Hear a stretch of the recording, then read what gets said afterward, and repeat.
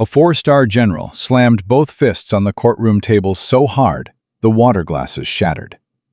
Every officer in the gallery jumped to their feet. The judge went white. Because 30 minutes earlier, he'd asked a single father in a cheap blue suit to share his call sign, and laughed. He called it silly. He called it fake. He begged the old man to entertain the court. Then the veteran whispered one word: butcher. And 3 retired operators in the back row stopped breathing. What happened next didn't just end the trial. It rewrote military law forever. But nobody satisfies what that name cost him. Comment your city so I can see how far this story travels. And subscribe so you don't miss what comes next. The bailiff called his name 3 times before Marcus Cole stood up. Not because he hadn't heard. He'd heard fine. He'd been sitting in that chair for 2 hours and 11 minutes without moving, without speaking, without so much as shifting his weight. His hands were folded on the defendant's table, fingers interlaced. Calloused. Scarred across the knuckles in ways that didn't come from working on cars. He stood the way men stand when they've been trained to move only with purpose. No wasted motion, no fidgeting, no performance. Just up, straight, still. Marcus Cole was 38 years old.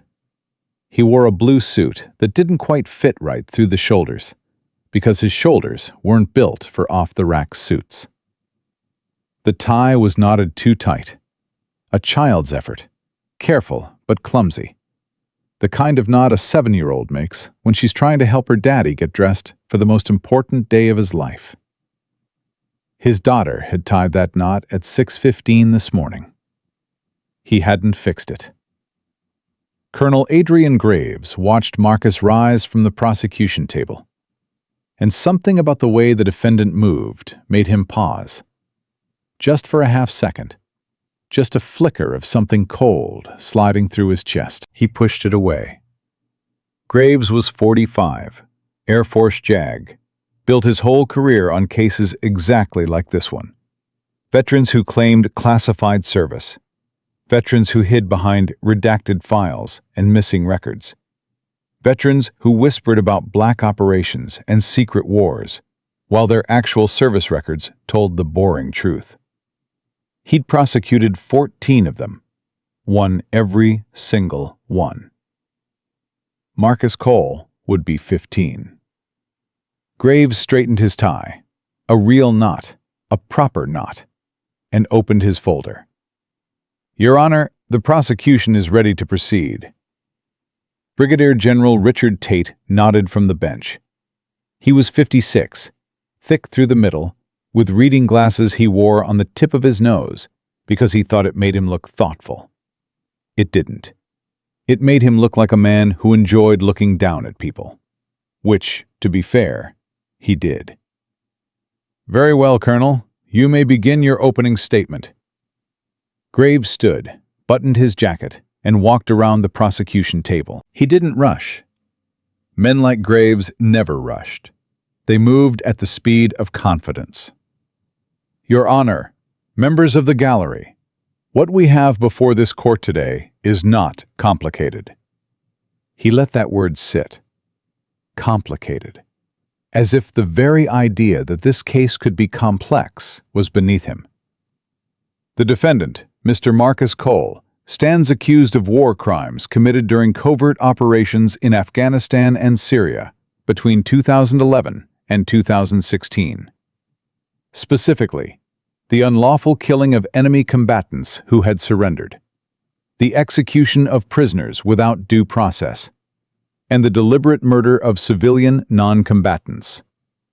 He paused, turned toward Marcus. Now, Mr. Cole will likely tell this court that his missions were classified, that his unit doesn't officially exist, that the fog of war made moral clarity impossible. Graves walked closer, close enough that Marcus could smell his cologne. But let me be very clear about something. Following orders is not a defense when those orders violate the Geneva Conventions. Classification is not a shield for murder. And the passage of time, 5 years, 10 years, 50 years, does not erase what a man has done. He stopped directly in front of Marcus and looked down at him. Marcus didn't look up. His eyes stayed fixed somewhere in the middle distance, focused on nothing, seeing everything. Mr. Cole had a choice, every time, on every mission. He chose to kill. He chose cruelty over mercy, violence over restraint. And now, after years of hiding behind government stamps and redacted ink, he will finally face accountability. Graves turned back to his table and picked up a manila envelope.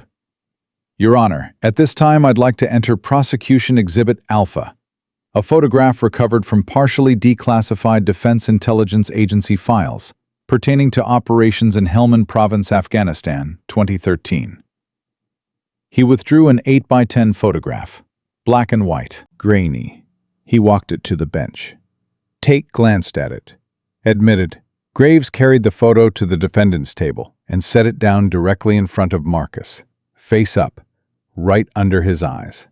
Mr. Cole, would you please describe for the court what is depicted in this photograph? Marcus looked down.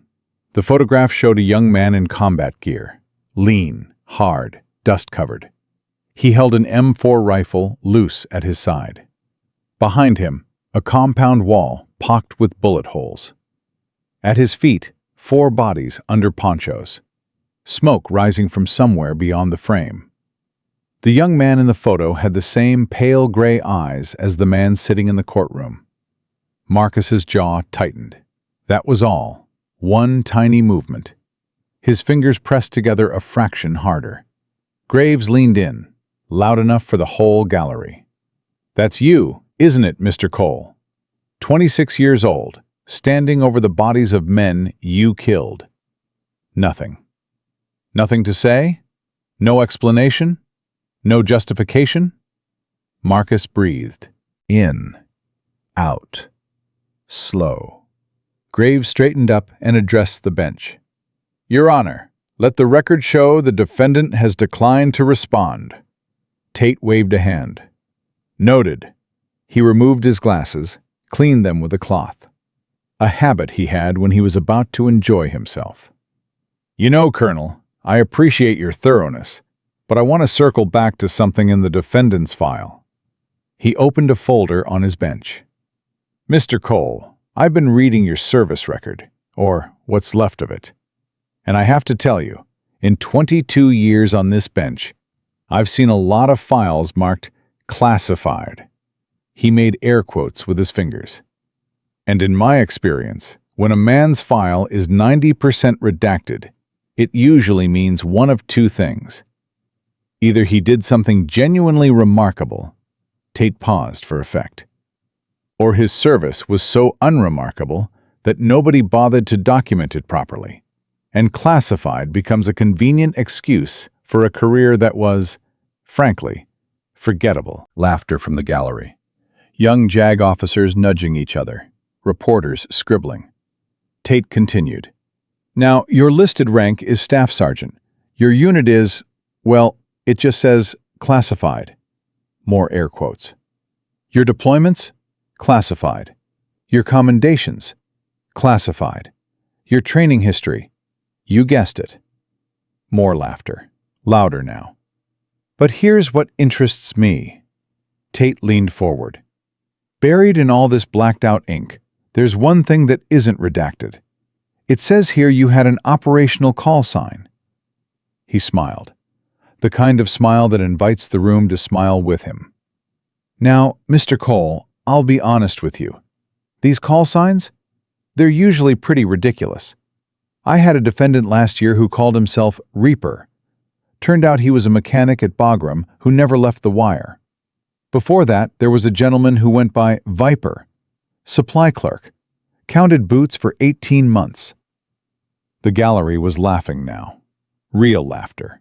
The kind that feeds on itself. So let's get this on the record. Tate tapped his gavel lightly. playfully. "What was your call sign, Mr. Cole? The Punisher? War Dog? Captain Classified?" He spread his hands wide, grinning. "Come on, son. Entertain the court. What was your big, scary war name?" The laughter swelled. Graves allowed himself a thin smile. The reporters were loving it. Marcus sat perfectly still. And something in the room shifted. It wasn't visible. It wasn't audible. It was more like a change in air pressure, the way a room feels different a half second before a thunderclap. The younger officers didn't notice. The reporters didn't notice. Graves didn't notice. But 3 men in the back row did. They were older, 60s, civilian suits. They'd come in quietly before the proceedings started and taken seats in the last row, near the door. Nobody had paid them any attention. They looked like retired government workers, forgettable men with forgettable faces. All 3 of them had gone very still. Tate rapped his gavel again. "Mr. Cole, I asked you a question. What was your call sign?" Marcus didn't move, didn't blink. The room waited. 5 seconds. 10. Then his lips moved. 1 word. Quiet. Almost gentle. The way a man speaks when he's not trying to impress anyone, when he's not performing, when he's simply telling the truth because someone asked. Butcher. It was barely above a whisper. Half the gallery wasn't sure they'd heard it. A few people leaned forward. Others looked at each other with confused half-smiles. Tate blinked. "I'm sorry, what was that?" Marcus raised his head. His pale gray eyes met the judge's. And for the first time, Tate saw something in that gaze that he had no framework to process. Not anger, not defiance, not fear. Something older than all of those. "Butcher," Marcus said. "They called me Butcher." In the back row, the world ended quietly. The first man, silver-haired, mid-60s, a scar running from his ear to his collar, gripped the armrest of his bench so hard the wood creaked. His face drained of color in 2 seconds flat, as if someone had pulled a plug. The second man's hand went to his chest. Not dramatic, involuntary. The way a man reaches for his heart when it suddenly stops doing what it's supposed to. The third man stood up. His chair scraped against the floor like a gunshot. "Your Honor," his voice cracked. He cleared his throat and tried again. "Your Honor." Tate looked annoyed. "Sir, sit down. This is a military tribunal, not a town hall." The man didn't sit. His hands were shaking. "General Tate, my name is Command Sergeant Major Daniel Rourke, United States Army, retired. I served with the Joint Special Operations Command from 2009 to 2017. The gallery went quiet. Rourke's voice was steady now, but it had the sound of a man fighting to hold himself together. "And if you do not recess this proceeding in the next 60 seconds, you are going to make the single biggest mistake of your career." Tate's face hardened. "Sergeant Major, I don't know who you think. I think I'm a man who knows what that name means." Rourke's eyes were locked on Marcus. "And I think you just asked him to say it out loud in an open courtroom. And you laughed. And you have no idea what you've done." The 2 men beside Rourke stood as well. One of them was crying, not sobbing, just tears running silently down weathered cheeks. Tate stared at them. 3 old men, standing in the back of his courtroom, looking at him with an expression he'd never seen directed at him before. It wasn't anger. It was pity. 5 minutes, Tate said. "Bailiff, escort Sergeant Major Rourke to the hallway." Rourke moved fast. Too fast for a man his age. He was practically running. The courtroom door slammed behind him. Graves stood up. "Your Honor, this is obviously a coordinated disruption. The defense, such as it is is trying to create a spectacle to delay. Colonel, Tate's voice was sharp. I'll decide what this is. He turned back to Marcus. Mr. Cole, your friend seems concerned. Want to tell me what that's about? Marcus said nothing. His hands were still folded. His breathing was still slow. But his eyes had changed. They weren't looking at the middle distance anymore. They were looking at the photograph on the table. The young man in the dust. The bodies. The smoke. And for just a moment, just a flicker, something crossed his face that the younger officers in the gallery had never seen before and couldn't name, but that every man who'd ever carried a weapon into a place he wasn't supposed to come back from would have recognized instantly. It was the look of a man remembering what it cost. 12 minutes passed. Graves checked his watch. Tate shuffled papers. The gallery murmured. Outside the courtroom, in the marble hallway, Lily Cole sat on a wooden bench and drew a picture of a house with a yellow sun and two stick figures holding hands. The social worker beside her was texting. Lily looked up. Is my daddy almost done? The social worker didn't look up from her phone. Soon, honey. He's not in trouble, right? He told me it was just talking. It's just talking. Lily went back to her drawing. She added a dog. They didn't have a dog, but she wanted one. Her daddy said maybe after today, if today went good. She drew the dog Brown, with floppy ears. The courtroom doors opened again. Rourke came back in first. His face was set, his shoulders squared. He walked to the back row and sat down. The two men beside him sat up straighter. And then the gallery heard it. Footsteps. Not one set, several. Moving with the coordinated rhythm of people who'd spent careers walking together, who moved through doorways the way they'd once moved through breaches, with purpose, with precision, with the kind of authority that doesn't ask for permission because it doesn't need to. A woman appeared in the doorway. Lieutenant General Catherine Ashford, 3 silver stars on each shoulder. Commander of the Joint Special Operations Command. 52 years old, lean as a blade, with eyes that had seen things the men in this courtroom couldn't imagine, and a reputation that preceded her like a shockwave.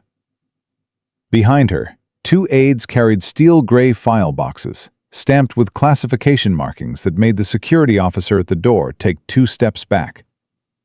The entire gallery stood, not because they were ordered to, because something in their bodies told them to. Tate stood. His face had changed. The amusement was gone. The superiority was gone. What was left was the expression of a man who was beginning to understand that he was standing at the edge of something he couldn't see the bottom of. Ashford walked down the center aisle. She didn't look at Tate. She didn't look at Graves. She didn't look at the gallery, the reporters, the aides. She looked at Marcus. She walked all the way to the defendant's table and stopped. 2 feet away, close enough to touch. Marcus looked up at her, and something passed between them. Something the gallery couldn't hear, and the reporters couldn't record, and the court stenographer couldn't type. A conversation that happened entirely in silence, in the language of people who have bled in the same dirt. Then Lieutenant General Catherine Ashford, 3-star general, commander of the most elite special operations force on Earth, came to attention and saluted him. A staff sergeant, a defendant, a single father in a cheap blue suit with a tie his daughter nodded. She held the salute. The room didn't breathe. Marcus stood, slowly. The chair scraped back. He drew himself up to his full height, and for just a moment, the man in the courtroom and the man in the photograph were the same person. The same stillness, the same eyes, the same gravity. He returned the salute. Crisp, clean. the muscle memory of a decade of service still living in his bones. They held it for 3 seconds. 4. 5. Then Ashford dropped her hand, turned on her heel, and faced the bench. "General Tate." Her voice carried the way artillery carries, not loud, but felt. "I apologize for the disruption, but I am here to address this court on a matter of national security and personal honor, and I will not be leaving until I've done so." Tate opened his mouth. "Sit down, General," Ashford said, quietly. The way a person speaks when sitting down is not a suggestion. Tate sat.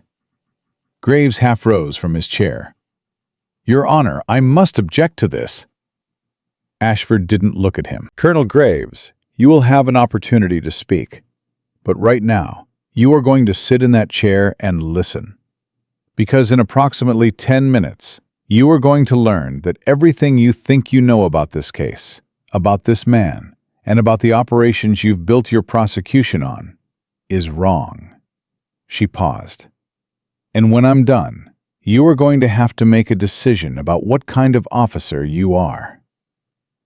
Graves sat down. Ashford turned back to Tate. Her eyes were steady, unblinking.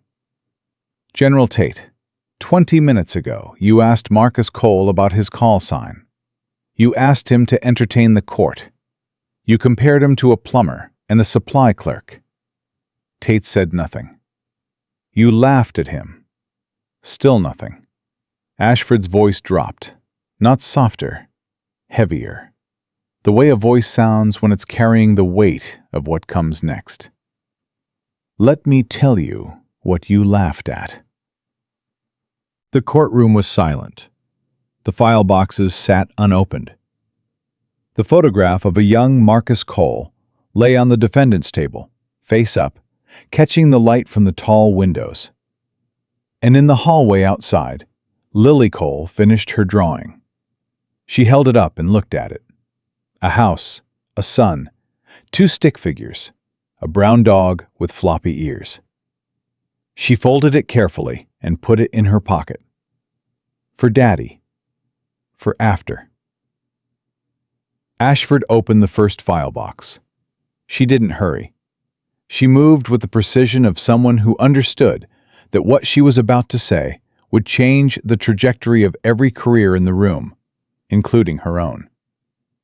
She pulled out a thick folder, set it on the prosecution table without asking permission, and opened it. "Between 2011 and 2016, she said, the Joint Special Operations Command ran a program so classified that fewer than 40 people in the entire United States government knew it existed. It didn't have a name. It didn't have a budget line. It didn't appear in any briefing given to Congress, any report filed with the Inspector General, any document that has ever been subject to a Freedom of Information request." She looked at Graves. "Which means, Colonel, that every piece of evidence you've gathered for this prosecution came from files that were partially declassified without context, fragments of a picture you never had the clearance to see in full." Graves shifted in his chair, but said nothing. Ashford continued. "The program targeted high-value enemy commanders, Al-Qaeda senior leadership, ISIS operational planners, Taliban shadow governors, men responsible for mass casualty events, chemical attacks, slave trafficking, and the systematic murder of civilians across 3 countries. She closed the folder and picked up another. When a target was too dangerous to approach with a full team, when the compound was too fortified, the security too layered, the political risk too high for a visible operation, they sent one man. She paused. Always the same man. She turned and looked at Marcus. He hadn't moved. His hands were still folded, his eyes still on the photograph. They sent Butcher. Tate leaned forward. "General Ashford, I appreciate the dramatic presentation, but this court has heard claims of General Tate." Ashford's voice didn't rise. It didn't need to. I am not making claims. I am reading you facts from files that carry a classification level higher than anything you have ever been authorized to access. I am here because the Secretary of Defense personally authorized the partial disclosure of these records 45 minutes ago, after Sergeant Major Rourke called my office and told me what was happening in this courtroom. She held up a sheet of paper. This is the authorization, signed, time-stamped. You may verify it with the Secretary's office if you wish. Tate took the paper, read it, and said nothing. Ashford set the second folder down. Marcus Cole was recruited into the program in 2011, shortly after his third combat deployment. He was 23 years old. His selection was based on a skill set that, frankly, should not have existed in someone that young. An ability to operate alone in denied territory for extended periods, to process tactical information under extreme stress, and to execute missions with a level of precision that his instructors described as, and I'm quoting from his training evaluation, unprecedented in the history of the program. She pulled a single sheet from the folder. Over the next 5 years, Marcus Cole conducted 31 solo operations behind enemy lines. 31 times he crossed into territory controlled by hostile forces, alone, without backup, without air support on station, without a quick reaction force standing by. 31 times he located and eliminated his assigned target. 31 times he extracted himself. She set the sheet down. No other operator in the history of Joint Special Operations Command has completed more than 9 solo missions. The average is 4 before an operator is either killed, captured, or pulled from the program due to psychological stress. She let that number sit in the room. Marcus Cole completed 31. Graves stood up. Your Honor, none of this changes the fundamental— Sit down, Colonel. Ashford didn't look at him. I'm not finished. General Ashford, you can't simply— I said sit down. Graves looked at Tate. Tate said nothing. Graves sat. Ashford picked up the photograph, the one Graves had entered as evidence. The young Marcus, the bodies, the smoke. Colonel Graves, you presented this photograph as proof that Marcus Cole murdered 4 men in cold blood. You told this court it showed a killer standing over his victims. She held it up so the gallery could see. Let me tell you what this photograph actually shows. She set it on the bench in front of Tate. 3 weeks before this image was taken, a Taliban shadow governor named Qari Salim coordinated an attack on a village called De Rawood in Helmand province. His men entered the village at dawn. They separated the men from the women. They executed every male over the age of 12. 47 people. Then they burned the school. There were children inside. 14 children. The youngest was 6.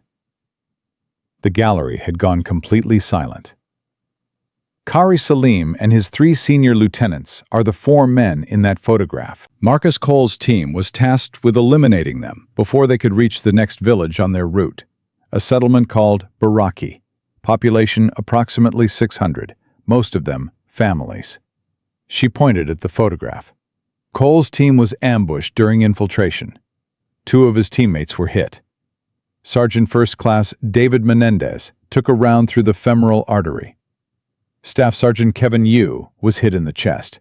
His plate caught it, but the impact fractured 3 ribs and collapsed his left lung. Her voice was steady, clinical, the steadiness of someone who had read 1,000 after-action reports and learned to hold the horror at arm's length. Standard operating procedure. And Colonel Graves, you should know this if you've read the tactical manual you claim to understand. Standard procedure called for immediate abort and extraction. The mission was compromised. The team was combat ineffective. She turned to Marcus. But Sergeant Cole knew something that procedure doesn't account for. He knew that by morning, Kari Salim would be gone. He knew the convoy to Baraki was already being loaded.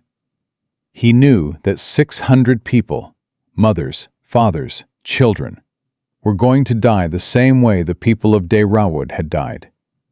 She paused. Her jaw tightened. So Marcus Cole made a choice. He stabilized Menendez. He got you breathing.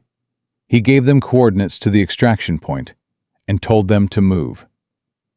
And then he turned around and went back, alone, into a compound that was now fully alert, fully manned, and actively hunting for the team that had just hit them. Rourke, in the back row, had his head bowed. His shoulders were shaking. He infiltrated the compound through a drainage tunnel. He located all 4 targets in a command room on the 2nd floor. He eliminated them in 11 seconds. And then, during extraction, a mortar round hit the wall 6 feet from his position. Ashford reached into the file box and pulled out a medical record. The blast embedded 43 pieces of shrapnel in his back, shoulders, and legs. 43 pieces of metal that are still inside his body today because removing them would risk paralysis. She set the record on the bench. He walked, General Tate, 9 kilometers through enemy-controlled territory with 43 pieces of shrapnel in his body to reach the extraction point. When the helicopter arrived, his first words to the medic were not about himself. He asked if Menendez and you had made it. She closed the folder. They had. Sergeant Menendez is alive today.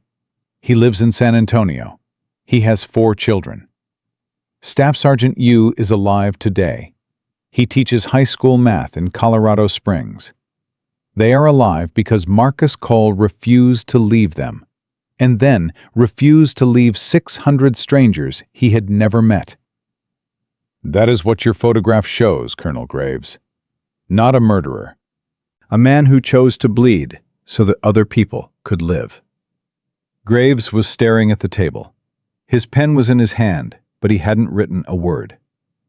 Tate cleared his throat. General Ashford, I understand this is compelling, but the charges before this court involve multiple incidents, not just... I'm aware of the charges, General. Ashford opened the 2nd file box. All of them. Every single one. And I am prepared to address each incident individually, with operational context that Colonel Graves either didn't have or chose to ignore. She pulled out a stack of folders. Each one was tabbed with a date and a location. Shall I continue? Tate hesitated. For the first time in the proceedings, he looked uncertain. Not of the law, not of procedure, but of himself. Of the jokes he'd made. Of the laughter he'd invited. Continue, he said quietly. Ashford opened the next folder. February 2012, Paktika Province, Afghanistan. Marcus Cole was tasked with eliminating an al-Qaeda logistics commander named Abu Rashid al-Libi, who was coordinating the flow of IEDs into Kabul. Al-Libi operated from a compound adjacent to a village mosque. Colonel Graves has charged Mr. Cole with the murder of 2 civilian non-combatants during this operation. She pulled out a satellite image. What Colonel Graves's file doesn't include, because it was redacted from the version he received, is that the 2 men killed were not civilians. They were al-Qaeda fighters in civilian clothing who opened fire on Cole during extraction. Their weapons were recovered at the scene. Their identities were confirmed through DNA analysis matched against detainee records from Bagram. She set the image down. They were on the kill list. Both of them. They simply weren't the primary target. She opened another folder. August 2013. Nangarhar Province. Cole was targeting an ISIS commander responsible for the execution of 37 prisoners at a checkpoint near Jalalabad. Graves has charged Cole with executing a prisoner who had surrendered. She pulled out a transcript. This is the debrief transcript, unredacted. The individual in question was wearing a suicide vest. He raised his hands not in surrender, but to trigger the detonator. Cole's round hit him 0.2 of a second before the trigger would have closed the circuit.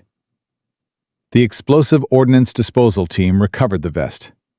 It contained 8 pounds of C4 and approximately 2,000 ball bearings. She set the transcript down.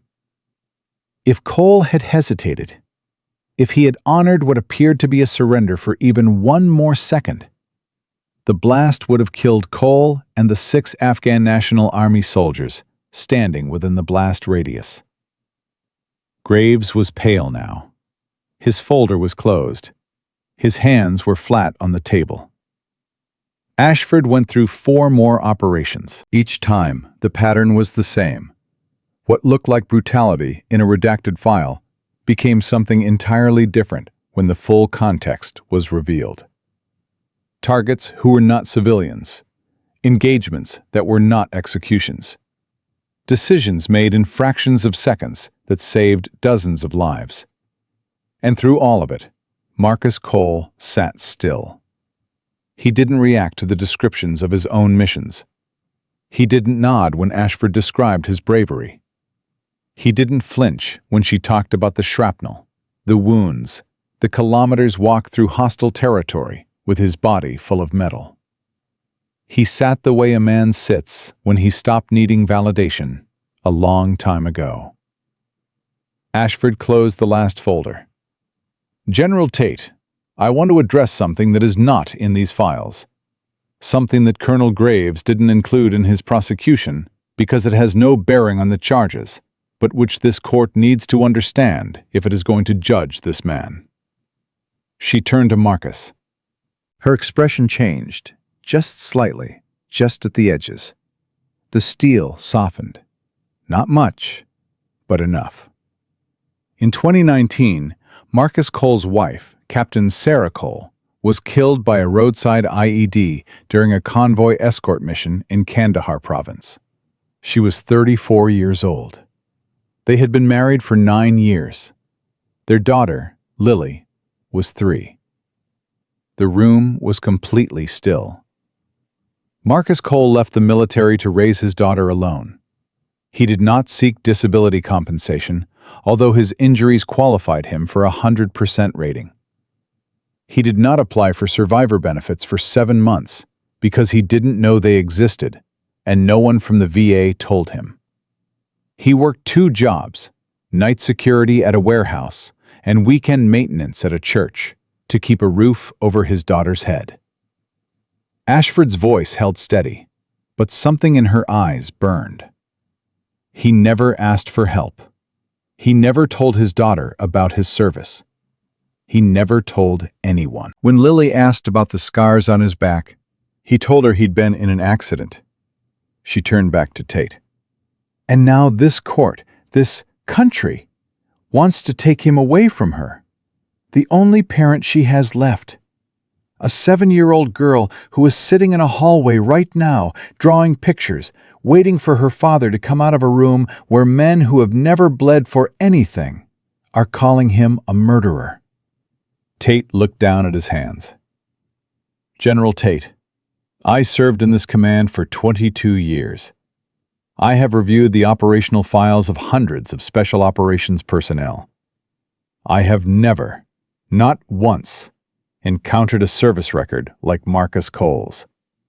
The things this man did are the reason that thousands of people are alive today who would otherwise be dead. Families, children, villages that still exist because one man walked into the dark alone and did what no one else could do. She placed both hands on the bench. You asked him for his call sign. You laughed. So let me tell you what that name means. Her voice dropped low. Butcher wasn't about killing. It was about cutting away the cancer so the body could survive. Precision. Surgical. Every operation, every target, every round fired. Calculated to save the maximum number of lives.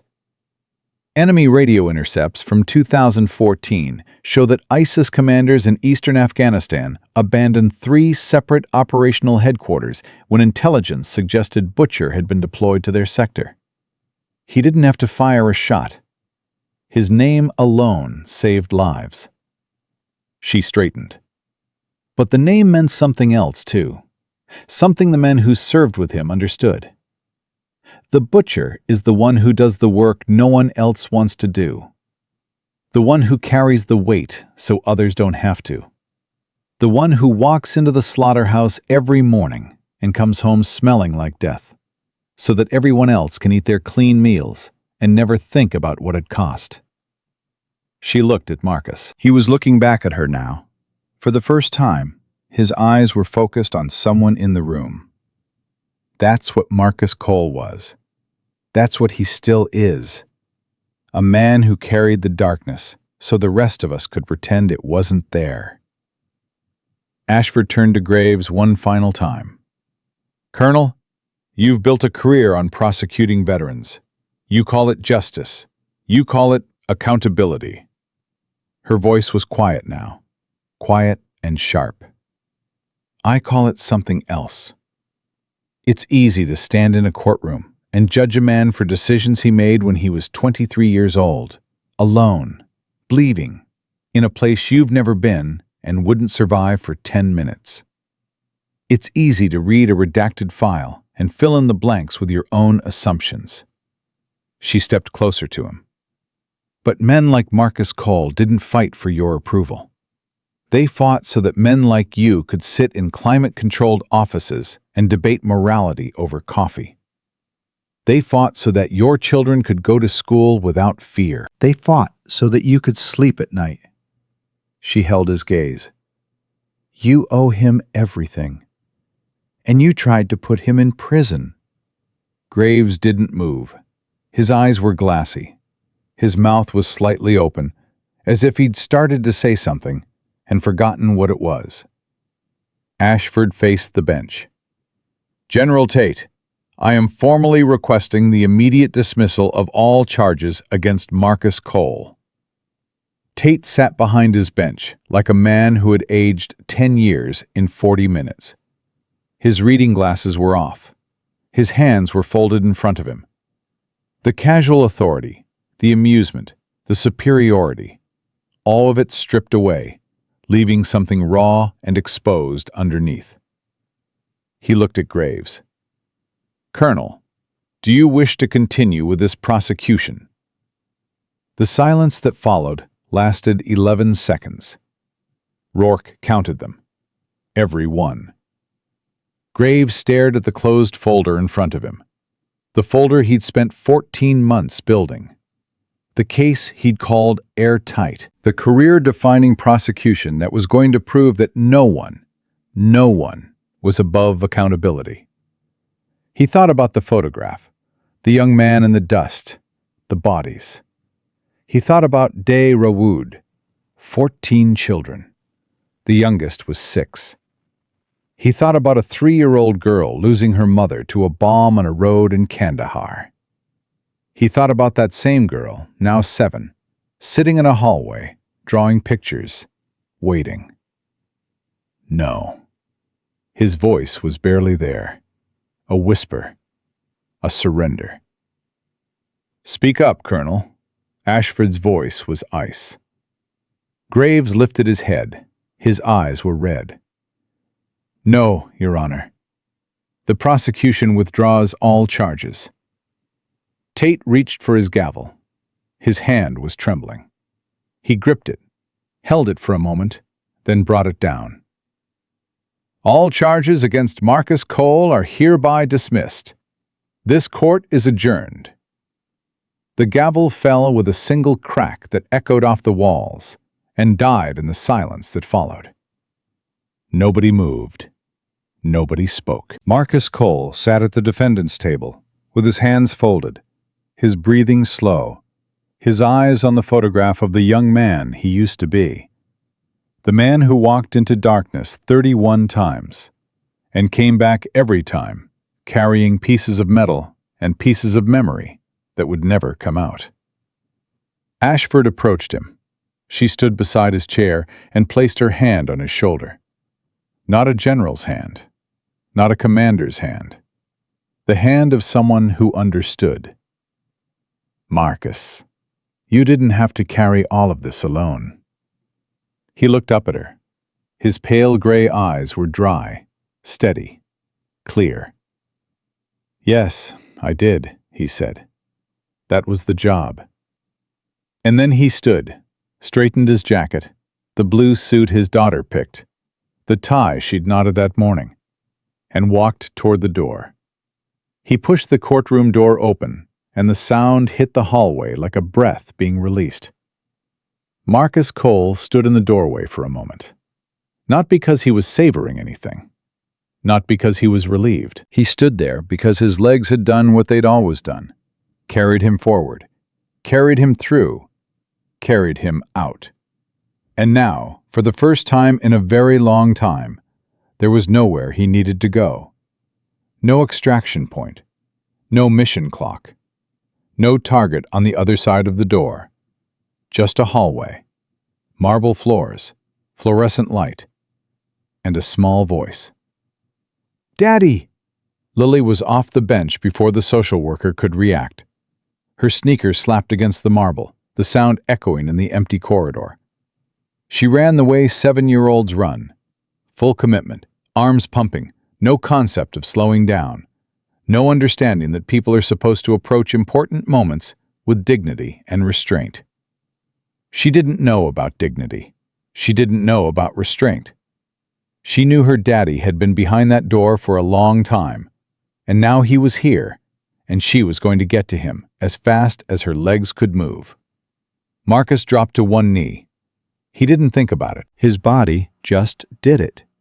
The same way his body had done 1,000 things without thinking. Clearing rooms, pulling triggers, dragging wounded men through mud. His knee hit the marble, and his arms opened, and Lily crashed into him with the full force of 47 pounds of absolute certainty that her father would catch her. He caught her. His arms closed around her, and he pulled her in tight, one hand on the back of her head, the other wrapped around her small body, and he held on. He held on the way a man holds on to the only thing in the world that makes every scar worth carrying. Lily's arms went around his neck. She squeezed. She was a good squeezer. She practiced on him every night before bed. "Daddy, you were in there so long." "I know, baby." "Was it boring? It sounded boring." Marcus almost laughed. Almost. What came out instead was something between a breath and a sound he'd never made before. Not a sob, not quite, but something that lived in the same neighborhood. Something that had been locked behind his ribs for years and had just found the key. "Yeah," he said. His voice was thick. It was boring. "I drew you a picture." She pulled back just enough to reach into her pocket. The paper was folded into a messy square. She unfolded it with the seriousness of a person presenting classified intelligence to a Joint Chiefs briefing. "It's our house. That's the sun, that's you, and that's me. And that's our dog." Marcus looked at the drawing. The house was lopsided. The sun had a face. The stick figures were holding hands, one tall, one short. The dog was brown, with ears that were bigger than its body. "We don't have a dog," he said. "I know, but you said maybe after today, if today went good." She looked up at him with brown eyes that carried every single thing he'd ever fought for. "Did today go good, Daddy?" Marcus Cole had walked into enemy compounds alone. He'd been shot at, blown up, and left for dead. He'd carried 43 pieces of shrapnel in his body for 7 years without complaint. He'd buried his wife and raised his daughter and worked 2 jobs and never once asked anyone for anything. He'd never cried. Not once. Not for any of it. He cried now. Not the way soldiers cry in movies. Noble, photogenic, a single tear catching the light. He cried the way men cry when they've held it for so long that the dam doesn't crack, it shatters. His shoulders shook. His jaw clenched and unclenched. His arms tightened around his daughter, and the tears came fast and hard, and he couldn't stop them.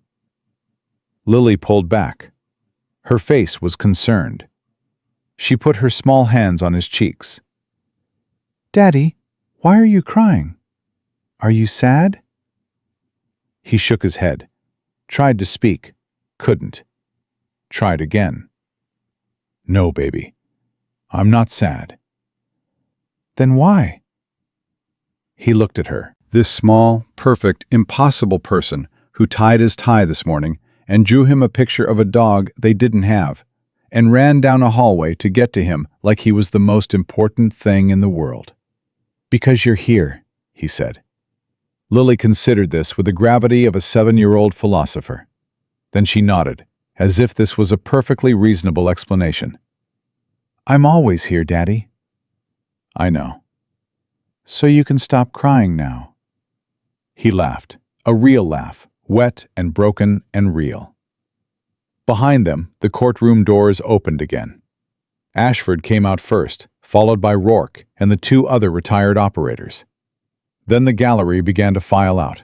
JAG officers, reporters, spectators. They moved quietly, the way people move when they've just witnessed something that rearranged their understanding of the world.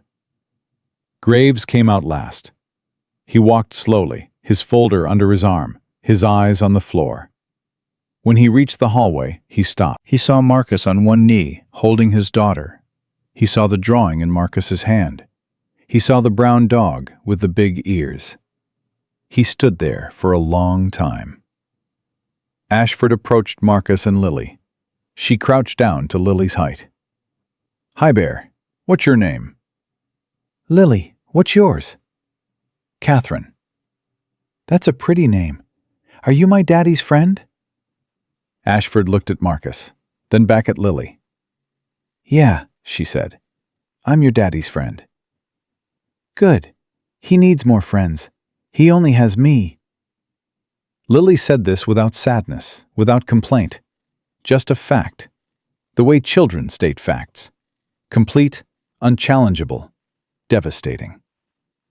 Ashford blinked. Twice. She straightened up and turned away, and for just a moment her hand went to her face. And when she turned back, her eyes were bright, but her voice was steady. "Marcus, I need to speak with you before you leave. There are some things we need to discuss regarding your service record, your disability status, and some benefits that should have been processed years ago." Marcus stood, lifting Lily onto his hip. She was getting too big for this, but neither of them cared. "I don't need anything, General." "That's not your decision to make anymore." Ashford's voice was firm, but not unkind. "You've spent 7 years making sure everyone else was taken care of. Your teammates, your target's future victims, your daughter. You haven't spent 1 minute taking care of yourself."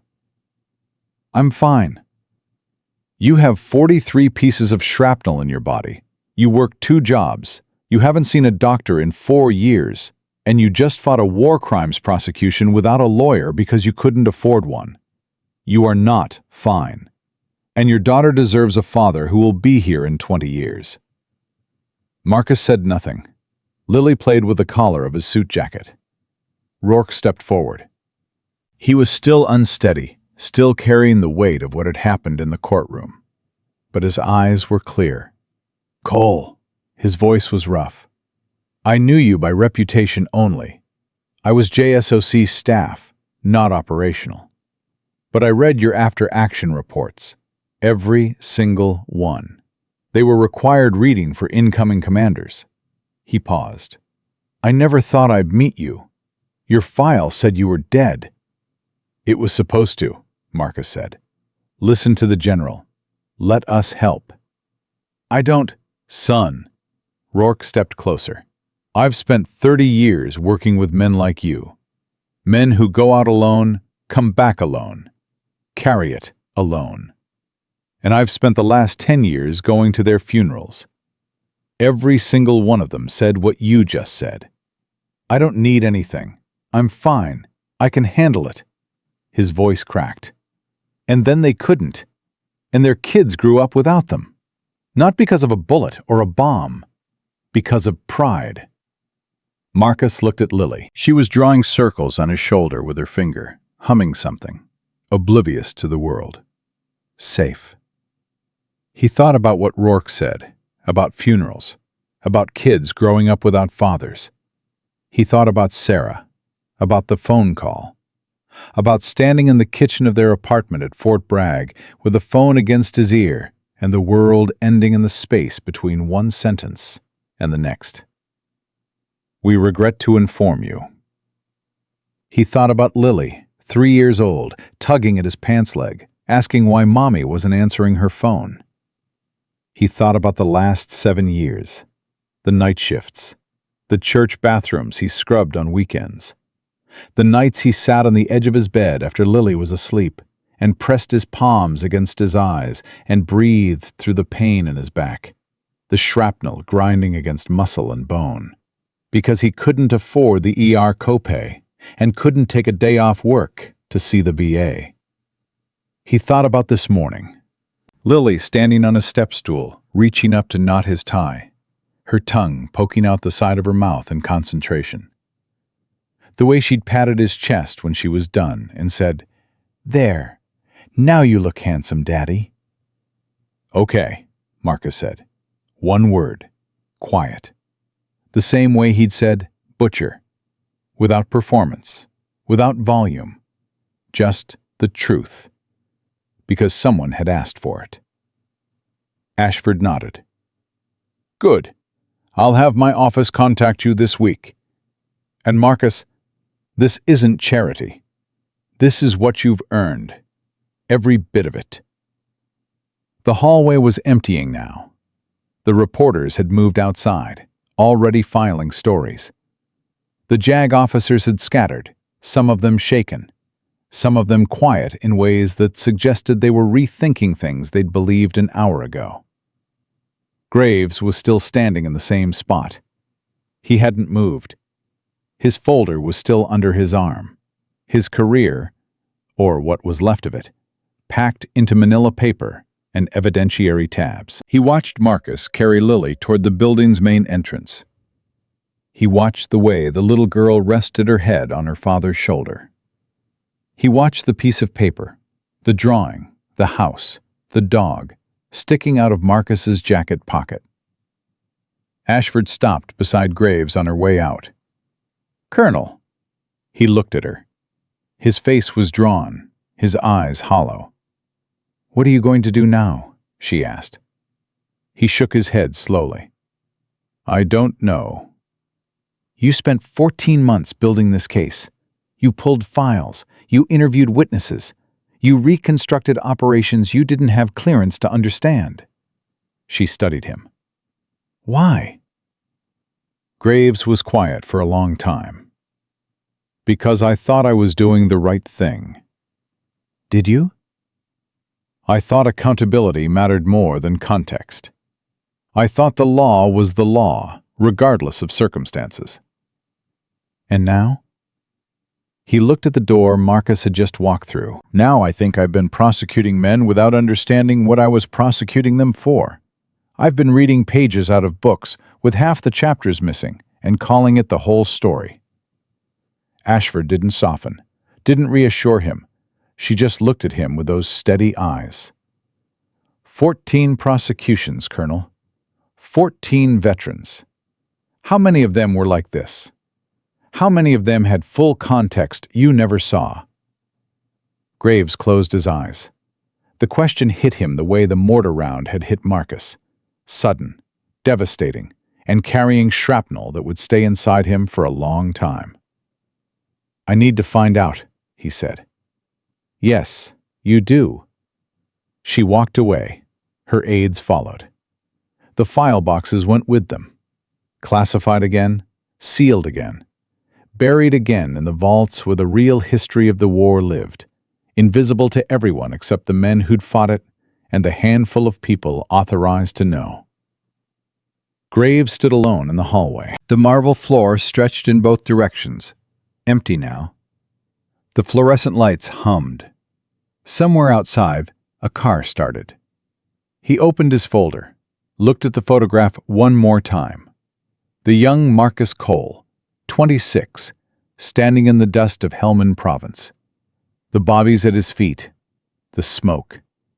The flat, exhausted eyes of a man who had just done something that would follow him for the rest of his life. Graves closed the folder. Then he did something he hadn't done in 20 years of military legal service.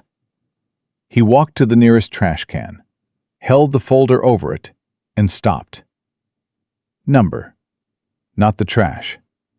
The folder was evidence, not of crimes, but of his own failure. He needed to keep it. He needed to look at it. He needed to let it hurt. He tucked it back under his arm and walked out of the building. Outside, the Virginia sun was sharp and warm. Marcus was standing on the sidewalk, Lily still on his hip. She was pointing at something across the parking lot. A dog, a real one, a brown lab on a leash, being walked by someone in uniform. "Daddy, look! It's brown, just like the one I drew." "I see it." "Can we get one? You said maybe." Marcus looked at the dog, looked at his daughter, looked at the sky. Blue, wide, the kind of sky he used to see from places where the sky was the only beautiful thing left.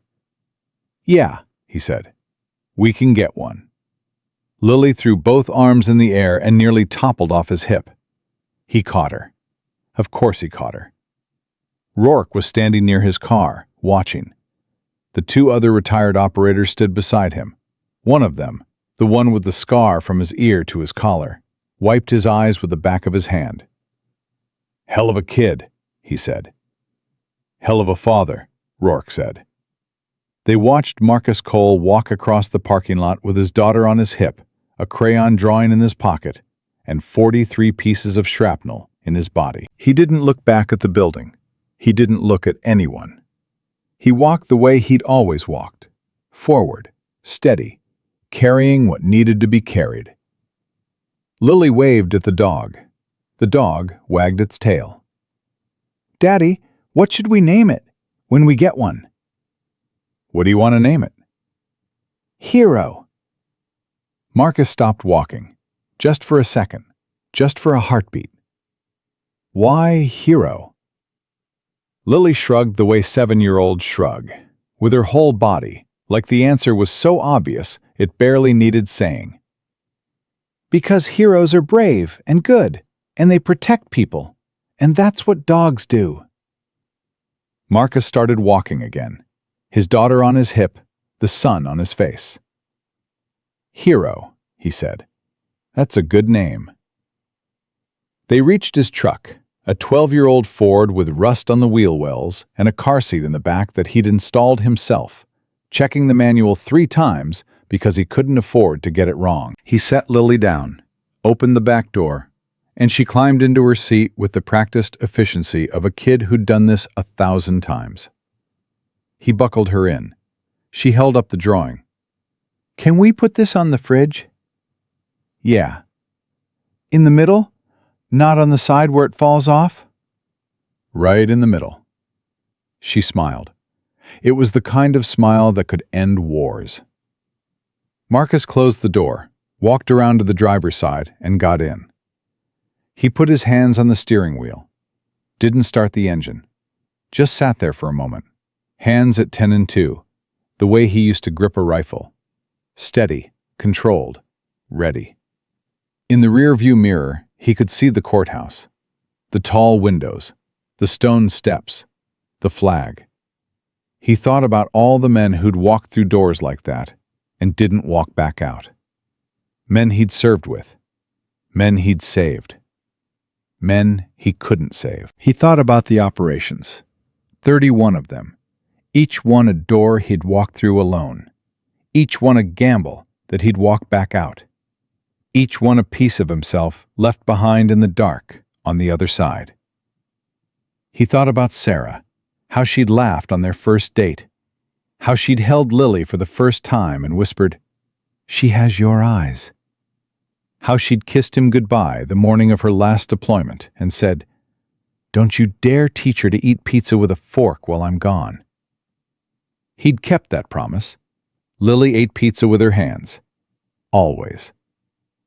"Daddy?" "Yeah, baby." "Can we get pizza?" He looked at her in the rear-view mirror. Brown eyes, her mother's smile, the tie she'd knotted that morning still hanging around his neck, crooked and perfect. "Yeah," he said, "we can get pizza." He started the truck, pulled out of the parking lot, drove past the courthouse without looking at it. Behind him, General Tate sat alone in the empty courtroom. His gavel was on the bench. His glasses were in his hand. He stared at the defendant's table, the chair pushed back, the empty space where Marcus Cole had sat for hours without speaking, the spot where the photograph had lain. He thought about what Ashford had said, about what the name meant, about the butcher who does the work no one else will do. He thought about the jokes he'd made, the laughter he'd invited, the way he'd treated a man who had done more for this country than everyone in that gallery combined. He put his glasses back on, picked up the gavel, set it down again. Then Richard Tate did something he hadn't done in 22 years on the bench. He put his head in his hands, and he sat with the weight of what he'd done, and he didn't try to make it lighter. 3 miles away, Marcus Cole's daughter ate pizza with her hands and told him about the dream she'd had last night. Something about flying, something about a castle, something about a dog named Hero who could talk. Marcus listened to every word. 6 months passed. Marcus Cole got the dog, a brown lab mix from the shelter on Route 1. 3 years old, calm eyes, bad hip. The shelter volunteer said nobody wanted him because he limped. Marcus signed the adoption papers without hesitation. Lily named him Hero, just like she'd promised, and Hero slept at the foot of her bed every night and limped beside her every morning when Marcus walked her to the bus stop. Marcus didn't talk about the trial. Not to Lily, not to the neighbors, not to the other parents at Lily's school, who sometimes looked at him sideways because they'd seen his name in the news and couldn't decide if he was a hero or a monster. He dropped Lily off. He picked her up. He made dinner. He helped with homework. He read to her at night. The same book every night, because she liked the part about the bear and the little girl, and she didn't care that they'd read it 43 times. 43. Same number as the shrapnel. Ashford kept her word. Her office called within a week. Within a month, Marcus's disability rating was processed. 100%, retroactive to 2019. Back pay arrived in a single deposit that made Marcus stare at his phone for 10 minutes because he'd never seen that many digits in his bank account. He quit the night security job. Kept the church maintenance for a while. Not because he needed the money anymore, but because Pastor Davis had given him the job when no one else would. And Marcus Cole didn't forget things like that. He saw a doctor at the VA, then another doctor, then a specialist at Walter Reed who looked at his back x-rays and went very quiet for a very long time. "Mr. Cole, how are you functioning with this much metal in your body?" "I get up. I move. I function." "You shouldn't be able to. Several of these fragments are millimeters from your spinal cord.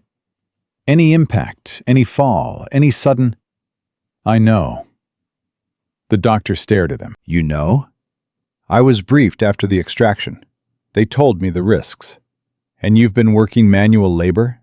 Night security? Lifting, bending, carrying?" "I have a daughter." The doctor took off his glasses, rubbed his eyes, put them back on.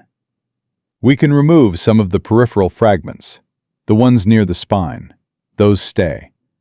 The risk of paralysis is too high, but we can reduce your pain significantly.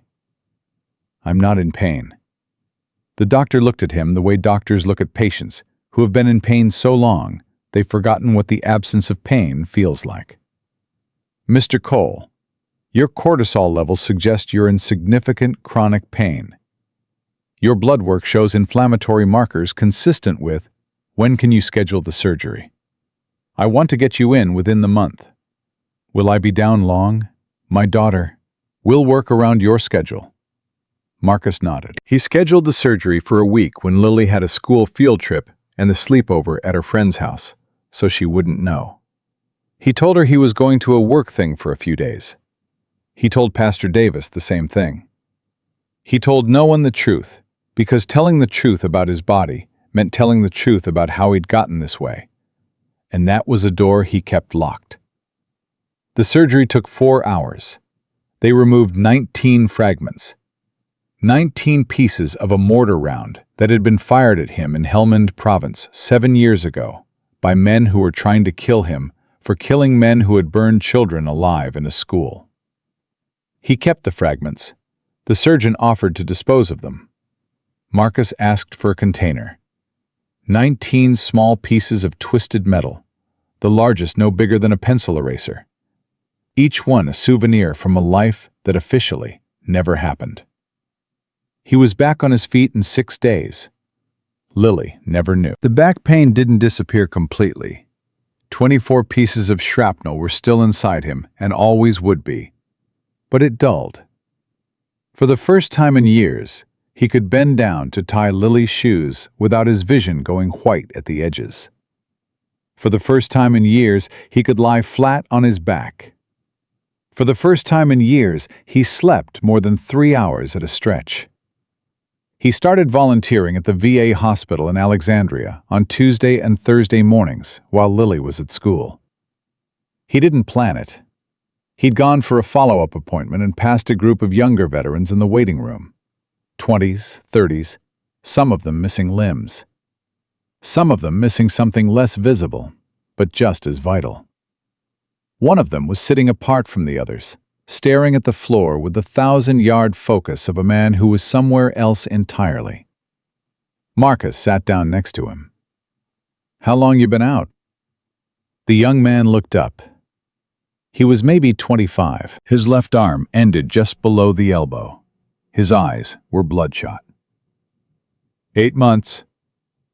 Sleeping? The young man almost laughed. No. Eating? Not really. Got anyone at home? My mom. She tries. He looked at his arm, at the empty space where the rest of it should have been. She cries a lot, tries to hide it. I hear her at night. Marcus was quiet for a moment. What's your name? Tyler. Tyler Briggs. What happened to your arm, Tyler? IED. Paktika Province. Marcus felt something shift inside his chest. Paktika Province. He'd operated there. 2012. The Al-Libi mission. The same dirt, the same roads, the same war. I was there too, Marcus said. Tyler looked at him, really looked at him for the first time. You served? Yeah. What unit? Classified. Tyler snorted. Everyone says that. Marcus didn't argue, didn't explain, didn't pull rank or credentials or the name that made old operators go pale. He just sat there, next to a 25-year-old kid who'd left part of himself in the same province where Marcus had left 19 pieces of a mortar round and parts of his soul he'd never get back. Does it get better? Tyler asked. His voice was small, smaller than any grown man's voice should be. Different, Marcus said. It gets different. That's not an answer. It's the honest one. Tyler stared at him. Then something in his face cracked. Not broke. cracked. A fissure in the wall he'd built. I don't know what I'm supposed to do now. I was infantry. That's all I knew. That's all I was good at, and now... He lifted the arm that wasn't there anymore. Now I can't even open a jar. You're more than your arm. That's what the therapist says. She's right. Easy to say. Marcus rolled up his left sleeve. The scars ran from his wrist to his elbow. Entry wounds, surgical scars. The roadmap of a body that had been through things it shouldn't have survived. He turned his arm over so Tyler could see. Tyler stared. What happened? Same thing that happened to you. Different day, different road. Marcus rolled the sleeve back down. I've got 43 pieces of shrapnel in my body. 24 of them are still there. They took 19 out last month. I've got a 7-year-old daughter who doesn't know about any of it. I work, I eat, I sleep when I can, and I show up. He looked at Tyler. That's the job now. Showing up. Not because it's easy, because there's someone who needs you to. Tyler's jaw tightened. His eyes filled. He didn't let the tears fall. He just sat there, fighting them. The way young men fight tears because someone once told them that crying was weakness, which is one of the cruelest lies ever spoken. My mom, Tyler said. Yeah, your mom. Tyler nodded, slowly. The way a man nods when he's not agreeing with the words, but with something underneath them. A recognition. A handhold in the dark. Every Tuesday and Thursday? Tyler asked. What? You come here every Tuesday and Thursday. Marcus hadn't planned to. He'd come for a follow-up, but he looked at Tyler Briggs, 25, missing an arm, missing his purpose, drowning in a waiting room in Alexandria, Virginia, while his mother cried at night and tried to hide it. And he said, yeah, every Tuesday and Thursday. Could I mean, would it be weird if I...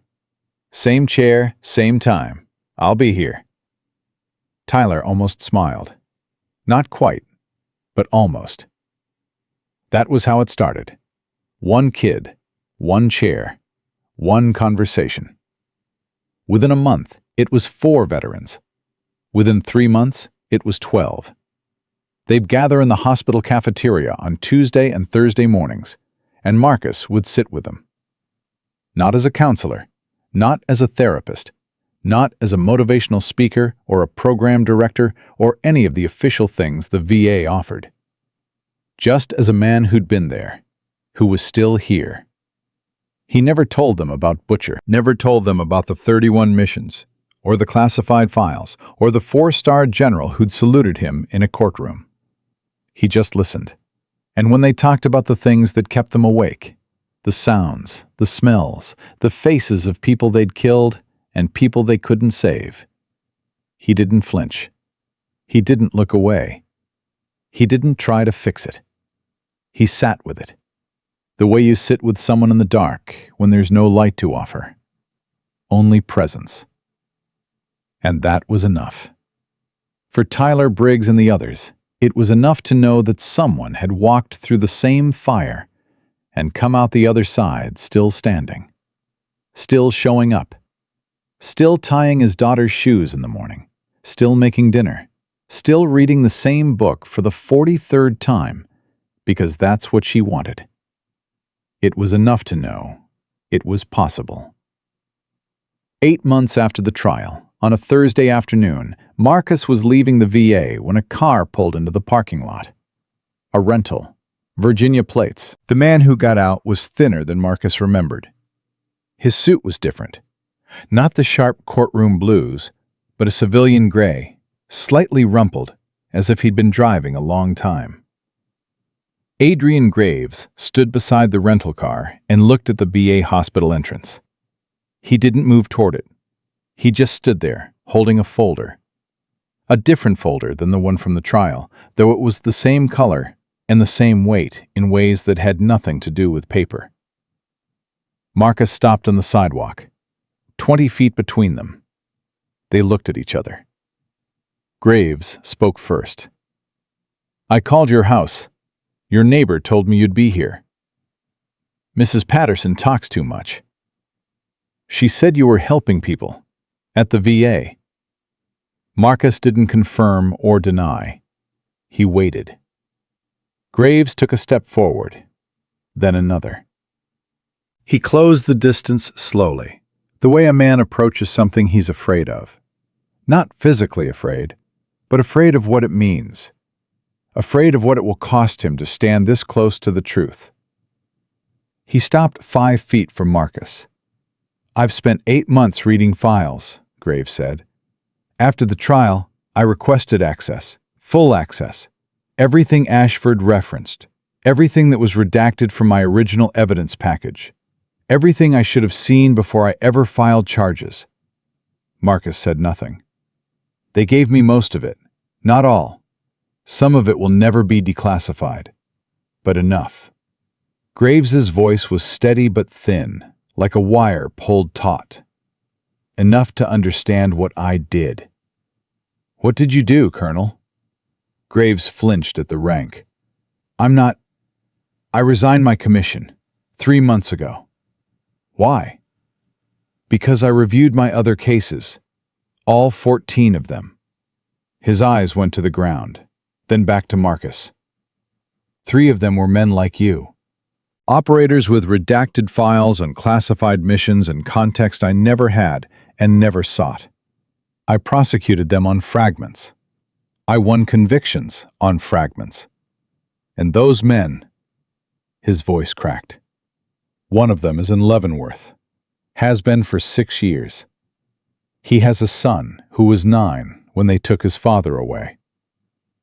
The silence between them was heavy. I filed motions for review on all 3 cases. I submitted everything I found. I don't know if it will be enough, but... He shook his head. But I owed them that. I owed them more than that. But it's what I have. Marcus studied him, the way he'd once studied compounds and approaches in fields of fire, looking for threats, looking for truth, looking for the thing that was hidden underneath the thing that was visible. What he saw was a man in pain, genuine pain. Not the performance of guilt, but the real thing, the kind that lives in your chest and doesn't leave. "You came here to tell me that?" Marcus asked. "No. I came here to tell you that I was wrong. Not just about your case, about all of it, about the way I saw the world, about what I thought justice meant." "And what do you think it means now?"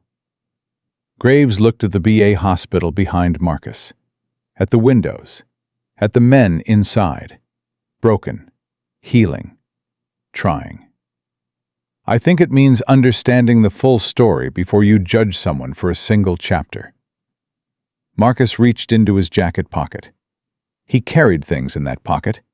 Lily's latest drawing, his truck keys, a pen, and something else, something he'd carried since the surgery. He pulled out a small piece of metal, twisted, dark, no bigger than a dime. One of the 19 fragments they'd taken from his back. He'd kept them all, but this one he carried with him. Not as a memento, not as a trophy, as a weight, a reminder of cost. He held it out to Graves. Graves looked at it. "What is that?" "Piece of shrapnel. They took it out of my back 4 months ago. It was in there for 7 years. Graves didn't take it. "Why are you giving this to me?"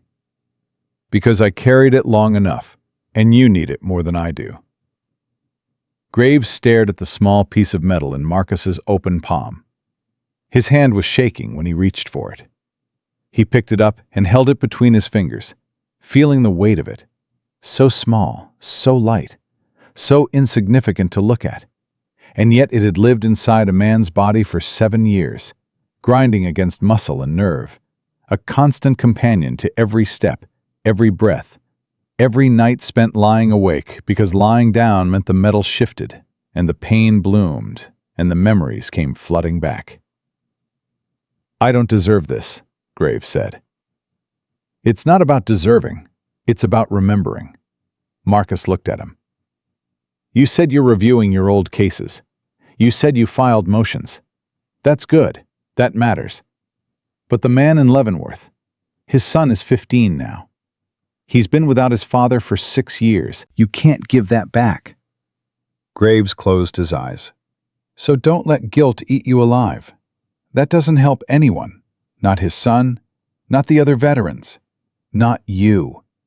Marcus's voice was quiet, even, not harsh, not soft, just true. "Use it. Take that guilt and make it into something useful. You know the law. You know the system. You know where it's broken. Fix it." Graves opened his eyes. They were red, wet. He held the shrapnel in his closed fist, gripping it so hard the edges bit into his palm. "I don't know how to start. You started 8 months ago. You just didn't know it yet." Graves looked at him for a long moment. Then he nodded. Not the nod of a man who understood everything, but the nod of a man who was beginning to understand the shape of what he didn't know, which is where all real change begins. "Mr. Cole." "Marcus." Graves swallowed. "Marcus. The man in Leavenworth. His name is Sergeant First Class Raymond Watts. If I can get his case reopened, I'm going to need someone who understands what these operations looked like from the inside. Someone who can speak to the context. Would you give me the date? I'll be there." Graves almost broke. Not almost. He did break, just for a second. The way structural steel breaks under enough heat. It doesn't shatter. It bends. And then it holds. "Thank you," Graves said. Marcus put his hand on Graves' shoulder. The same gesture Ashford had given him in the courtroom. The human transfer of weight. "I see you. I know what you're carrying. You don't have to carry it alone. Don't thank me. Go get Watts out." Marcus dropped his hand, turned, and walked to his truck. He got in, started the engine, and drove to Lily's school. He was 10 minutes early for pickup. He sat in the truck with the engine off, watching the front doors. Hero was in the back seat, asleep. His bad hip stretched out across the bench. When the bell rang and the doors opened and the kids poured out, Marcus spotted Lily immediately, the way he'd always spotted the important thing in any environment. Quickly, instinctively, the single point of focus in a world full of noise. She ran to the truck, climbed in, buckled her seatbelt. "Daddy, guess what?" "What?" "We learned about heroes today in school, like real heroes. And Mrs. Garcia said a hero is someone who helps people even when it's hard." Marcus looked at her in the rearview mirror. "Do you know any heroes, Daddy?" He thought about Tyler Briggs, learning to open jars with one hand. He thought about Raymond Watts, sitting in a cell in Leavenworth while his son grew up without him. He thought about Sarah, kissing him goodbye for the last time, her lips warm on his cheek, her voice in his ear. Don't you dare teach her to eat pizza with a fork. He thought about Graves, standing in a parking lot with a piece of shrapnel in his fist, trying to find his way back to something that looked like honor. "Yeah," he said, "I know a few." "Who?" "I'll tell you someday." "You always say that." "And I always mean it." Lily rolled her eyes the way 7-year-olds roll their eyes, with their entire body, dramatically, as if patience were a physical burden she was barely strong enough to carry. "Fine. Can Hero have a French fry?" Marcus looked at the dog in the back seat. Hero opened one eye. "1 French fry." 3. 2. Deal. He pulled out of the school parking lot. Hero got his 2 French fries, Lily got ketchup on her shirt. Marcus drove home with the windows down and the radio off, listening to his daughter describe every single thing that had happened at school that day in extraordinary, exhausting, beautiful detail. He listened to every word. Graves got Raymond Watts out. It took 11 months. 11 months of filings, hearings, classified briefings, and phone calls to people who didn't want to talk to a disgraced former prosecutor, asking them to reopen cases they'd spent years trying to forget. 11 months of doors slammed in his face, emails unanswered, and legal motions denied and refiled and denied again. But Adrian Graves had been the best prosecutor in the military justice system for a reason. And that reason wasn't his Ivy League degree, or his media savvy, or his crisp dress blues. The reason was that once Adrian Graves locked onto a target, he did not stop. The same relentlessness that had put 14 veterans in the crosshairs now pointed in the opposite direction. And it turned out that the machinery of justice ran just as hard in reverse if someone was willing to crank it. Marcus testified at the review hearing. He wore the same blue suit. Lily had tied the tie again. She was getting better at it, the knot almost straight this time, though she still pulled it too tight, and he still didn't fix it. He told the review board what classified operations looked like from the inside.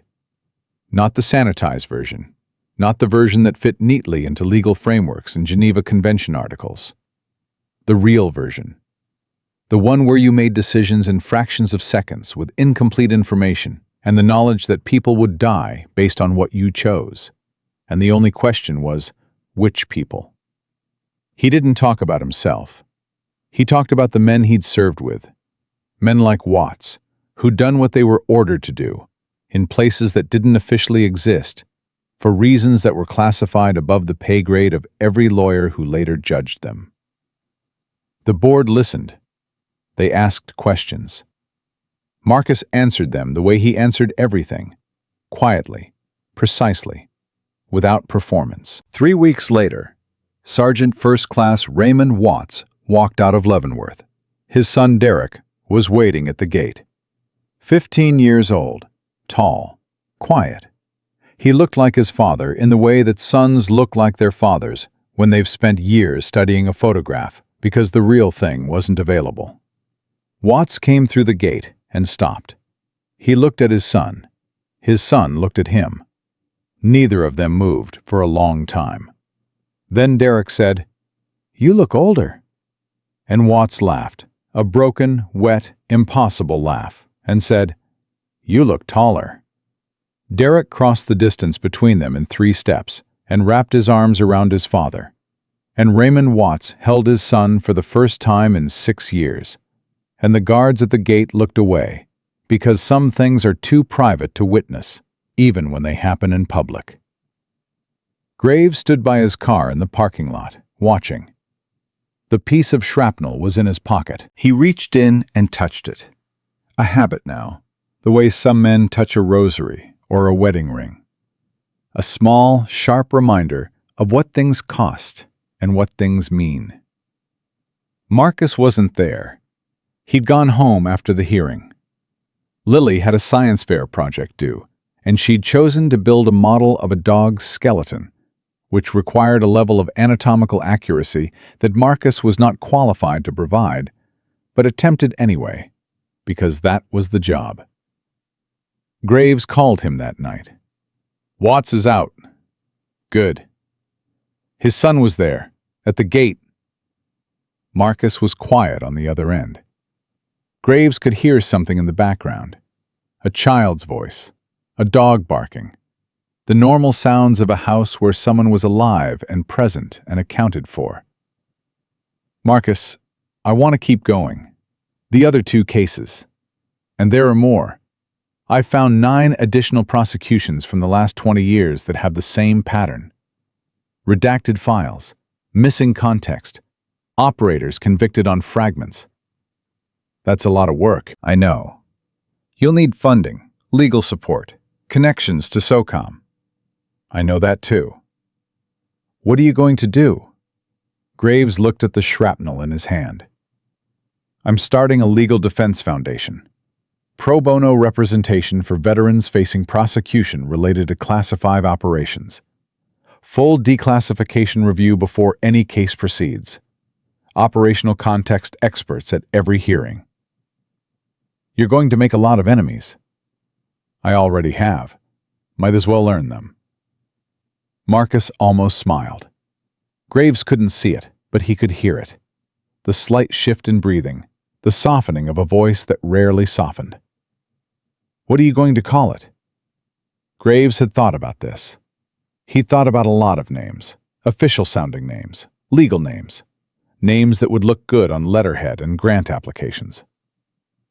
The Cole Foundation, he said. The line went quiet. No, Marcus said. Marcus, not my name. I don't want my name on it. You're the reason it exists. Then name it after the reason I exist. Graves didn't understand. Not right away. Then he did. The Lilly Foundation, he said. That works. Graves laughed. For the first time in months, he laughed. Not because it was funny, but because it was right. And rightness was something he'd been starving for. The Lilly Foundation opened its doors 14 months after the trial. Graves ran it out of a rented office in Arlington, 2 blocks from the courthouse where Marcus Cole had been tried and acquitted. The irony was not lost on him. He kept the piece of shrapnel on his desk, next to a framed crayon drawing that Lilly had made for him. A picture of a brown dog and a man in a gray suit with the words, "Mr. Graves is okay," written across the top in purple crayon. He'd asked Marcus about the okay part.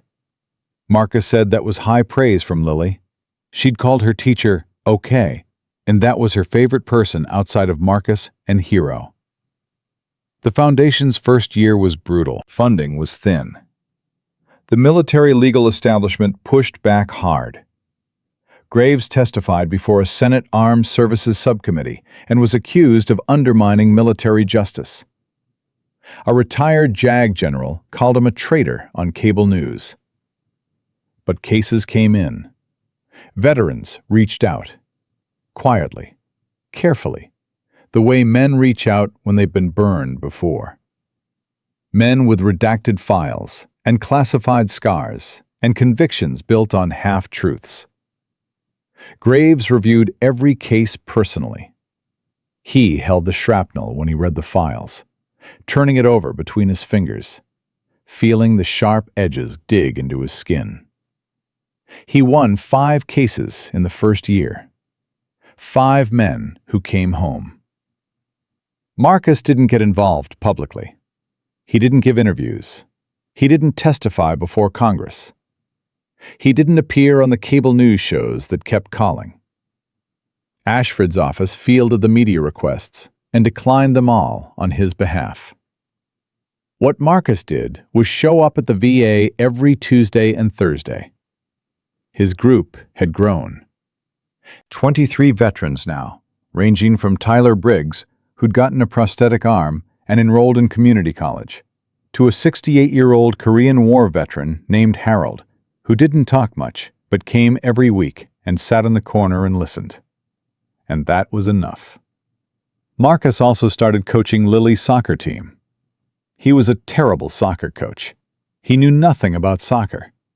His assistant coach was a mother named Diana, who actually understood the game and gently corrected his tactical suggestions, which were based entirely on infantry movement principles and were, according to Diana, not applicable to 8-year-olds chasing a ball. He did it anyway. He stood on the sideline in his old boots and his worn jacket, and he cheered for every kid on the team.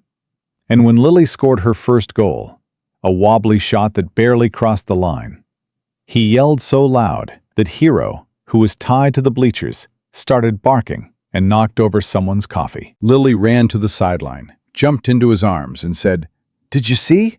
Did you see, Daddy?" "I saw." "Was it good?" "It was the best goal I've ever seen." "You don't watch soccer." That's how I know it's the best." She laughed. He held her. Hero barked. The coffeeless parent grumbled. It was perfect. 2 years after the trial, the Department of Defense formally adopted the policy that Ashford had recommended in her closed-door testimony. It became known, unofficially, as the Cole precedent, though Marcus had asked them not to call it that, and they'd done it anyway, because the military names things after the people who force them to change, whether those people like it or not. The Cole precedent required that no veteran could be prosecuted for actions taken during classified operations without a full declassification review conducted by active special operations commanders with appropriate clearance levels. Context before judgment. Understanding before condemnation. It was simple. It should have existed decades ago. It existed now because a single father in a cheap blue suit had whispered one word in a courtroom, and 3 old men in the back row had stopped breathing. Tate retired from the bench 6 months after the trial. He didn't make a statement. He didn't grant interviews. He simply filed his papers and left. People who knew him said he'd changed, quieter, less certain, more likely to listen than to lecture. People who didn't know him assumed he'd been forced out. The truth was somewhere in between. Richard Tate had spent 22 years believing that his judgment was the sharpest tool in any room. And a 38-year-old man with shrapnel in his back and a child's knot in his tie had shown him otherwise. That kind of lesson either breaks a man or rebuilds him.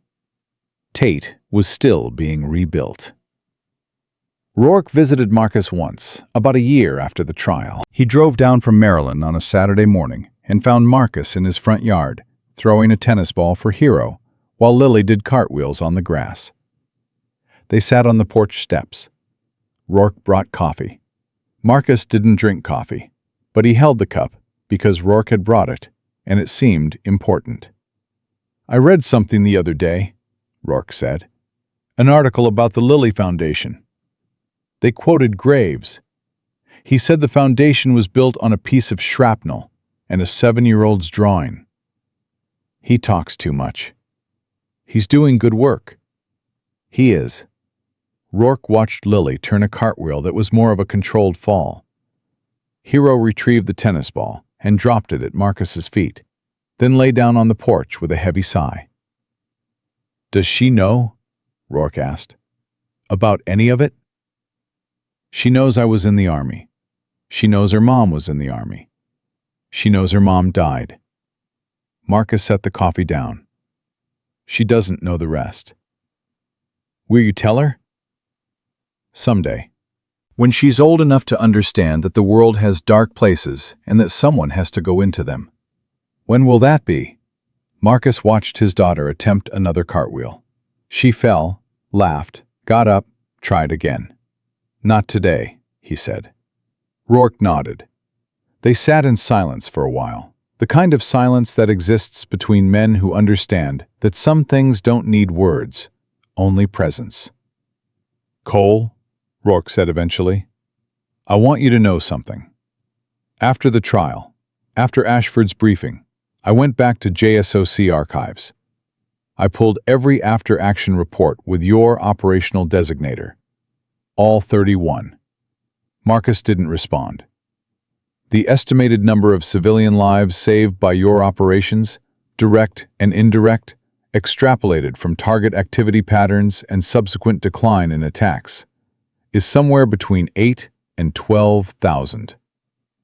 The number hung in the morning air like a held breath. "I don't count," Marcus said. "I know you don't. That's why someone else has to." Marcus picked up the tennis ball and threw it again. Hero launched off the porch, bad hip and all, and chased it across the yard. Lily cheered. Rourke finished his coffee and left. They shook hands. Marcus watched him drive away, then went back to throwing the ball for his dog and watching his daughter do cartwheels. 3 more years passed. Lily turned 10, then 11. She grew into a kid who read too many books and asked too many questions and had opinions about everything, from the correct way to make scrambled eggs, with cheese, always cheese, to the moral complexity of superhero movies. She thought the villains usually had a point, which concerned her teachers and delighted Marcus. She joined the school's debate team. She was ferocious. Her teacher told Marcus at a parent conference that Lily argued with the precision of a surgeon and the stubbornness of a mule. And Marcus said, that sounded about right. She still didn't know about Butcher. She didn't know about the 31 missions, or the shrapnel, or the courtroom where her father had been called a murderer while she drew pictures of dogs in the hallway. She knew he had scars. She knew he went to the VA on Tuesdays and Thursdays. She knew that sometimes at night, when she was supposed to be asleep, he sat on the back porch and looked at the stars and was very, very quiet. She asked about it once. She was 10. "Daddy, what do you think about when you look at the stars?" He was quiet for a long time. "People I knew." "What kind of people?" "Brave people." "Are they dead?" "Some of them." "Does it make you sad?" He looked at her.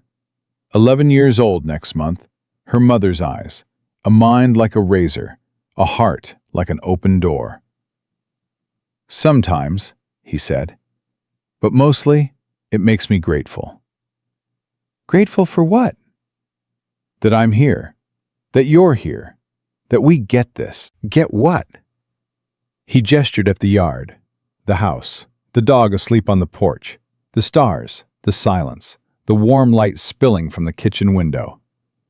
"This," he said. Lily considered this. Then she leaned against his shoulder and looked at the stars with him. And they sat there together, until Hero came out and put his head in Marcus's lap. And the three of them stayed on the porch until the night turned cold and Lily fell asleep against his arm. He carried her inside, put her to bed, pulled the blanket up to her chin. "Good night, baby." "Daddy?" She was half asleep, her voice fuzzy. "Yeah?" "I'm grateful too." He stood in her doorway for a long time after that. On a Tuesday morning, 2 months before Lily's 12th birthday, Marcus was at the VA when Tyler Briggs walked in. Tyler was 29 now.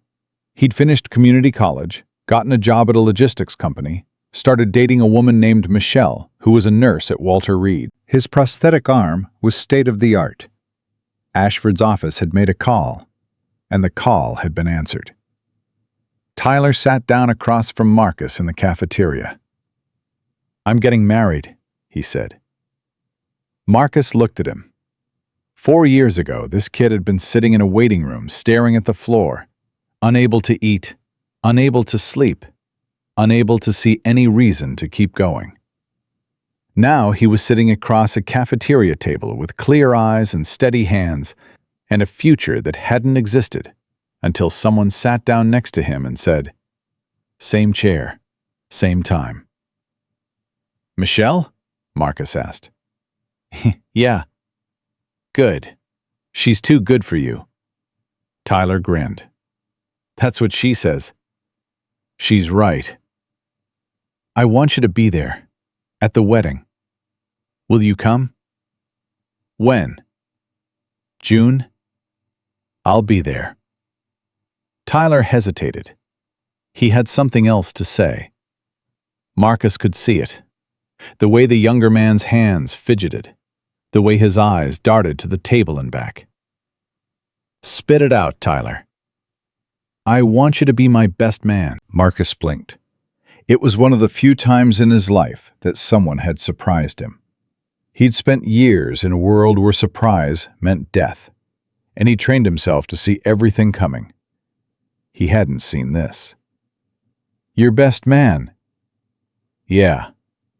"You've got friends, guys from your unit, family?" "I've got a lot of people." Tyler's voice was steady now, the fidgeting gone.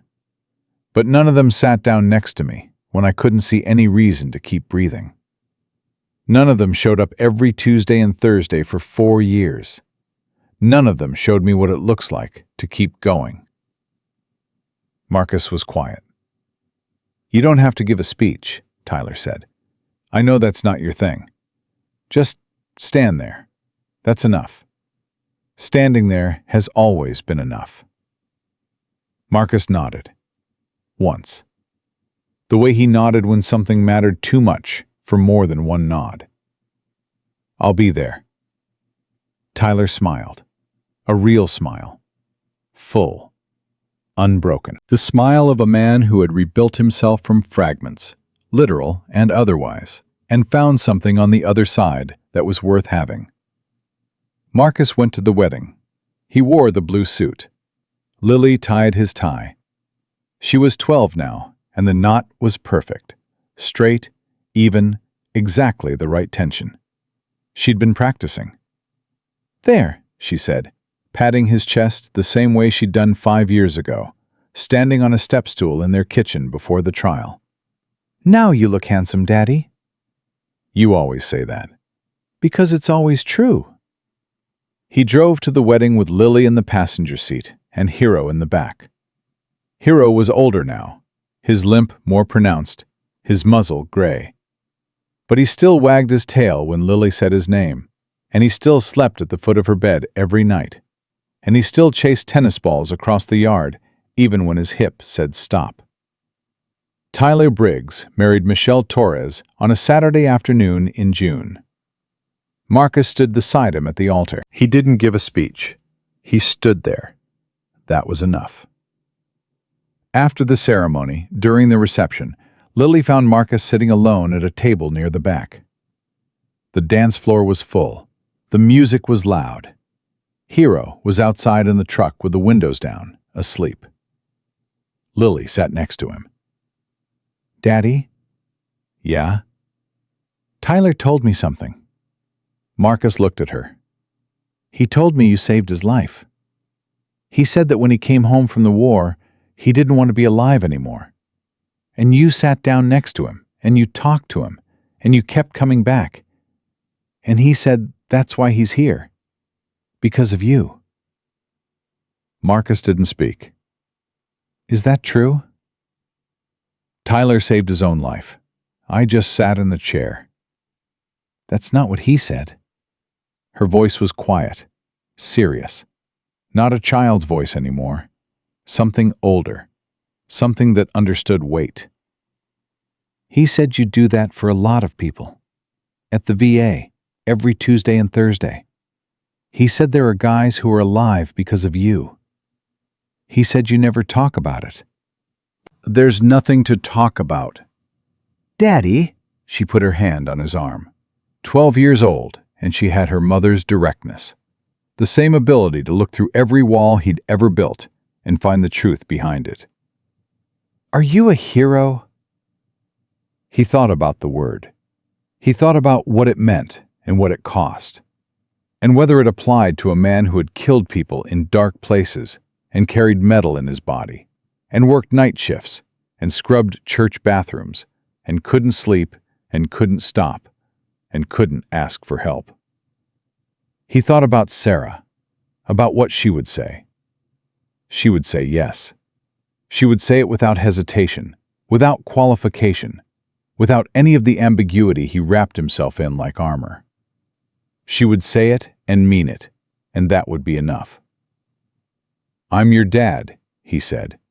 "That's what I am." Lily shook her head. "You can be both." He looked at his daughter, her mother's eyes, her mother's certainty. The tie she'd knotted that morning, perfect and straight. "Yeah," he said. "Maybe you can." Lily leaned her head against his shoulder. They sat together and watched the dance floor, and the music played, and the world kept turning the way it always does, carrying its weight, holding its scars, finding reasons to keep going. Marcus Cole put his arm around his daughter. The shrapnel in his back shifted, the way it always did, a dull ache that would never fully leave. He breathed through it, the way he breathed through everything. In, out. steady. He was 38 when they called him a murderer. He was 38 when a general saluted him. He was 38 when his daughter ran down a hallway and crashed into his arms and told him she'd always be there. She was right. She was always there, and so was he.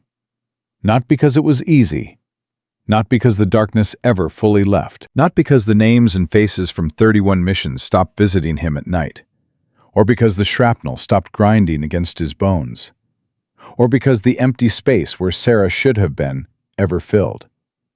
He kept going because that was the job, the real job, the one that started after the missions ended and the files were sealed and the call sign was buried. The job of being present, of showing up, of sitting in chairs next to broken men and throwing tennis balls for limping dogs, and tying ties with his daughter, and eating pizza with his hands because he'd made a promise to a woman he loved. And Marcus Cole did not break promises. Heroes don't always wear uniforms. Sometimes they wear blue suits that don't fit right through the shoulders, with ties knotted by their children's hands. Sometimes they carry scars that no one sees, and shrapnel that no one knows about, and memories that no one asks them to share. Sometimes they walk into darkness alone, so that thousands of people they'll never meet can wake up in the morning and live ordinary, beautiful, unremarkable lives, without ever knowing how close they came to losing everything. And sometimes, the strongest thing a man can do is not walk into the darkness at all, but walk out of it. Walk out and keep walking. Walk to the school pickup line, and the grocery store, and the soccer field, and the VA hospital cafeteria.